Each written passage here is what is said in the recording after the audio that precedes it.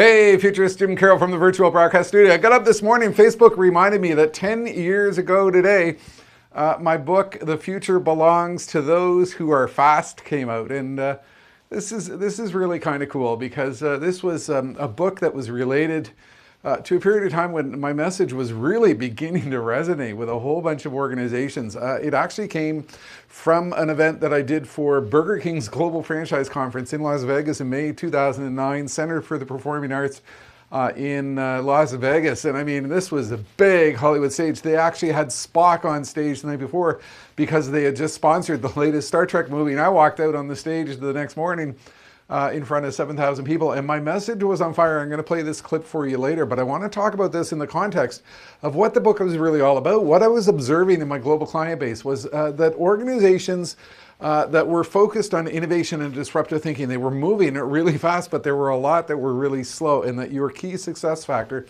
going forward in the future had to be speed. Well, look, COVID-19 happened, and the stark contrast between those who were slow and those who were fast became very real. So I wrote this blog post and did this video about bridging the acceleration gap. And this is what this particular studio set is based upon. I thought I would replay this series because it's really critical to understand how the world of business has changed in the last 2 years. Here's what I explained. Look.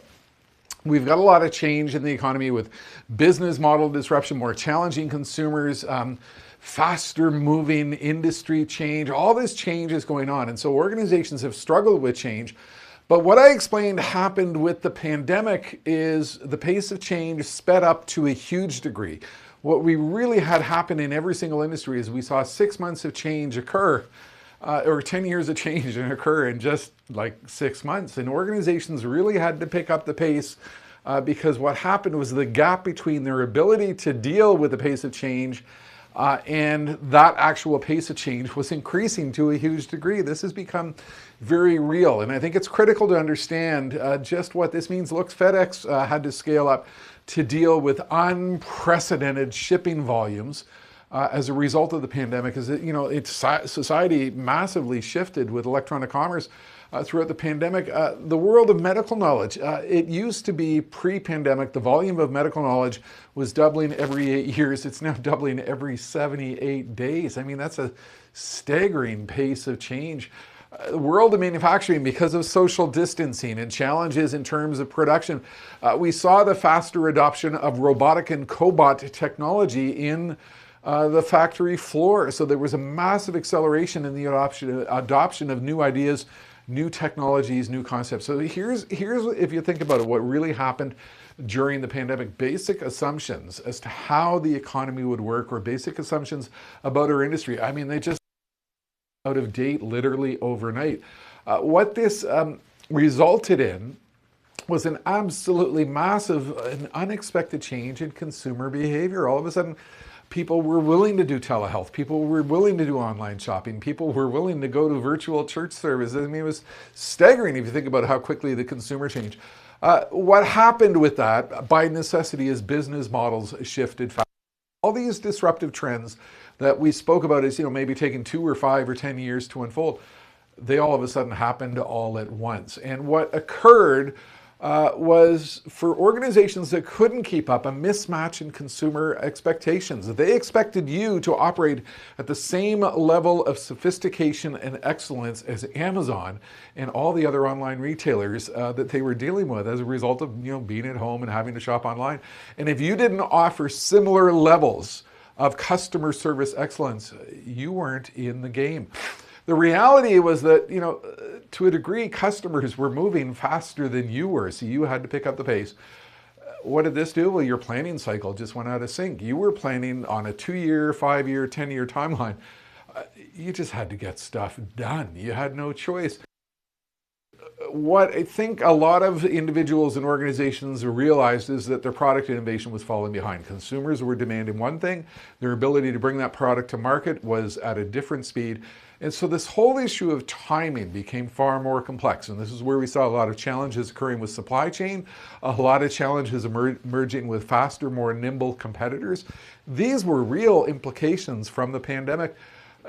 what this did was it laid bare a lot of organizations where there was weak leadership in place, organizations who simply couldn't keep up with the reality of what was occurring.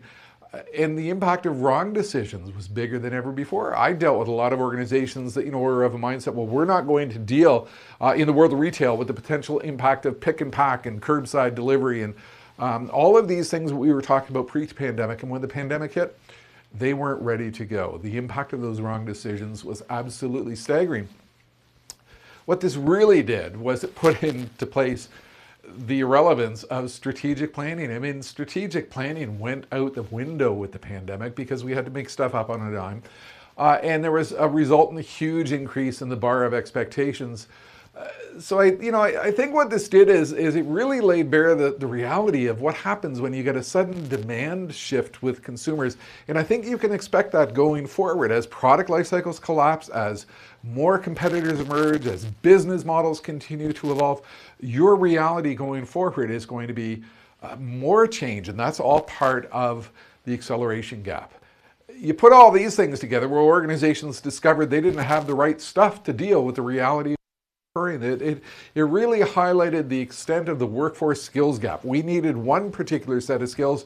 We didn't have those skills because we've been focused on the wrong type of things. And I think what it ultimately did was the pandemic laid bare the inability of slow-moving organizations to deal with a fast-paced future. And this is absolutely critical. If you weren't prepared for a world in which the future belongs to those who are fast, going back to my book released 10 years ago today, the reality is it really laid bare your weaknesses going forward. And that's what I was trying to get across in this book that came out 10 years ago today. Everybody's running a fast race. If you're the slow turtle in the race, you're running slow.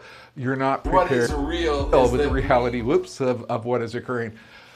So going forward, what can you learn from all this? Well, I think business has changed. I think leadership has changed. If you're not doing these things, you're not prepared to deal with the reality of your competitors. I think what has happened here is a lot of business organizations have a better appreciation for the impact of digital transformation. I mean, we've been living in this digital world for 2 years. I think what really happened here as we all went into Zoom land is organizations banished and eliminated committees and slow structure and the concept of studying things and let's go away and do a report. We just simply had to get things done. What this has done is it has made organizations work and operate and act faster.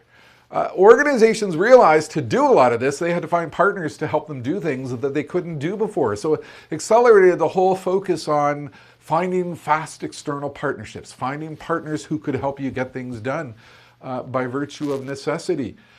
What organizations really learned here, and this is really critical, is that they learned how to implement fast change. If the economy is changing quickly and business models are changing quickly and products are changing quickly and the fundamental assumptions by which we operate are changing quickly, well, we have to operate quickly. And I think a lot of organizations learned how to implement fast change. If you didn't, you're falling behind. Part of what they did to do this was they mastered the ability to assemble fast teams. We're hit with an issue. Well, let's get that person from that department, that person from that department, that person from that department, that person from that department, and that person over there.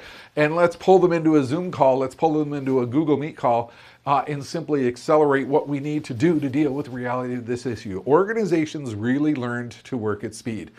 And by virtue of doing that, they adapted faster to business model disruption. They saw the benefit of faster decision making. I mean, it's staggering to think about what we went through. They saw the power in an instant, flatter structure. Let's eliminate the hierarchy, but they learned how to accelerate their product innovation. The really cool thing is they learned how to eliminate death by PowerPoint. All goes back to that issue that they didn't study things incessantly. Part of what they learned through all of this for product-focused organizations that they learned that resilience was absolutely critical. And I predicted going forward, we're going to see the emergence of an individual in a lot of organizations who we might, for want of a better phrase, call the Chief Resilience Officer. Bottom line, what organizations learned here is they came to understand the need to deploy and act at speed Or in other words, they came to learn that, the future belongs to those who are fast. And that's what I was talking about in this video a few years ago in the early stages of the pandemic, bridging the acceleration gap. We've got this gap between the speed of change and our ability to deal with the change, and the pandemic has accelerated that to a huge degree. Where we find ourselves is your competitors might be running really fast. You might be the turtle in the race, and you've got to pick up the pace. So I'm going to play a clip for you at the close of this where I talk about that reality of what we are faced with. But for a moment, I'm going to go back to the desk here in the virtual broadcast studio and just hold up the book here. Get it on the right side of the screen. Here we go. Here it is here. The Future Belongs to Those Who Are Fast. It was released 10 years ago today. And it goes back to this moment in time when I walked on stage at this massive event in Las Vegas with great big lights. And based upon what I was talking about there and based upon what I was observing within my client base, I wrote the book, The Future Belongs to Those Who Are Fast. You can find it at books.jimcarroll.com. It's on Amazon. It's on other online retailers. It's available for purchase from my site. I'm actually kind of really proud of it. I'm really excited by just seeing that this morning come out on Facebook reminding me. What I'm going to do is I'm going to play this clip for you from the original presentation in Las Vegas on which the book was based. And then I'm going to close with the book that features the fast runner in the fast race with the slow turtle. The future belongs to those who are fast. Are you really positioned for a fast-paced future? That's it for now. Futurist Jim Carroll from the virtual broadcast studio. Good morning. Good morning. Innovative organizations, when confronted by change and the necessity to go forward and seize opportunity, make bold leaps. They make big decisions. They make risky decisions. They challenge themselves to do things differently every single day. There are no barriers to change. There's only our resistance to change. And that's why we need to think about innovation. That's why we need to think about doing things differently. That's why we have to confront the stop signs that we put in front of ourselves that can prevent us from achieving greatness.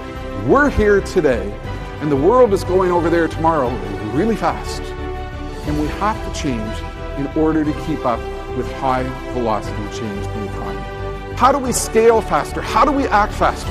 How do we innovate faster when faster is the new fast? When we are in the midst of a high velocity economy, how do we do things differently? I think some of us, we develop an organizational sclerosis, that clogs up our ability to confront and deal with change. In every single organization in the world, there are people who wake up in the morning, and the very first thought that comes to their mind when they wake up is, what am I going to do today to kill great ideas? What's the worst phrase we use in the world of business? Almost every single day. Somebody has a great idea and somebody at a meeting comes back and says, well, no, you can't do that because we've always done it this way. Realize that the world around you is changing faster than ever before. And you can look at it with fear, or you can look at it as an opportunity. We have to take risks in order to get ahead.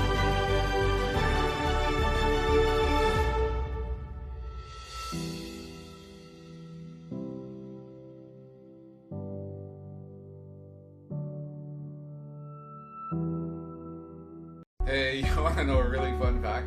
One Wall Street Journal article recently suggested that some 60% of global bank and insurance companies' business systems are still running on COBOL. An article in CIO Journal suggested the number is 80%. I don't know about you, and even if these numbers are true or not true, what is real is that we are running into a world of faster change with a massive boat anchor holding us back from doing what we need to do to align to this faster future. I'm Jim Carroll. I'm a Futurist trends and innovation expert, and I spend my time with organizations worldwide to put into perspective the fast-paced trends which are completely changing industries at a furious pace. Organizations like New York Life, Wells Fargo, the National Australia Bank, Lincoln Financial, Anthem Healthcare, Chubb Insurance, and all kinds of others have had me in for high-level insight on how to respond to a world in which the future belongs to those who are fast.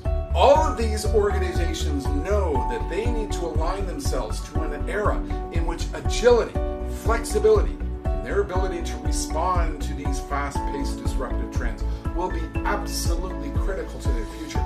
They know that they need an engine and an infrastructure of growth that will give them the insight and the capability to innovate in a world of incessant, relentless change. And so while we might have a lot of legacy systems in place, think about the trends sweeping the financial services industry: blockchain, artificial intelligence, analytics, the Internet of Things, accelerating consumer and customer expectations, the impact of mobile technologies. You are involved in a tsunami of absolutely relentless change.